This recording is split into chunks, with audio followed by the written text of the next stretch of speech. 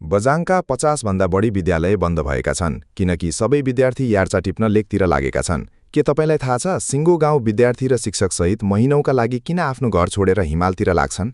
एकातिर सरकारले देशव्यापी विद्यालय भर्ना अभियान चलाइरहेको छ भने अर्कोतिर बझाङमा भने यार्चा सङ्कलनका लागि विद्यालय नै बन्द गरेर बालबालिकादेखि वृद्ध-वृद्धासम्म लेकतिर उक्लिएका छन्। बझाङका सुर्मा, साइपाल लगायत विभिन्न गाउँपालिका र नगरपालिकाका 50 भन्दा बढी विद्यालयहरू जेठ मसान्तसम्मका लागि पूर्ण रूपमा बन्द भएका हुन्। यहाँका बासिन्दाको आम्दानीको मुख्य स्रोत नै यार्चा गुम्बा हो। त्यसैले यो सिजनमा 7-8 वर्षका बालबालिकादेखि लिएर हिँड्न सक्ने वृद्ध-वृद्धासम्म सबै लेकतर्फ लागेका छन्।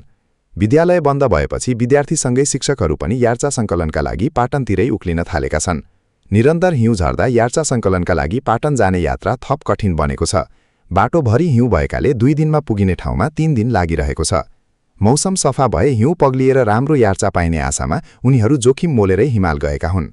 उत्तरी क्षेत्रका सबै गाउँका बासिन्दा वैशाखदेखि असारसम्म यार्चा सङ्कलन क्षेत्रमा बस्ने गर्छन्, जसले गर्दा गाउँमा अशक्त र हिन्डुल गर्न नसक्ने मानिसहरू मात्र बाँकी छन्।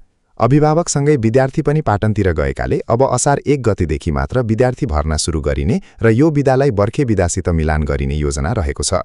यार्चा सङ्कलनको सिजन सुरु भएसँगै बझाङका गाउँहरू सुनसान भएका छन् र विद्यालयहरू पूर्ण रूपमा बन्द हुन पुगेका छन्। आम्दानीको स्रोत जुटाउनकै लागि यसरी विद्यालय बन्द गरेर विद्यार्थीहरू जोखिमपूर्ण यात्रामा जानुलाई तपाईँ कसरी हेर्नुहुन्छ? कृपया आफ्नो विचार कमेन्टमा लेख्नुहोला।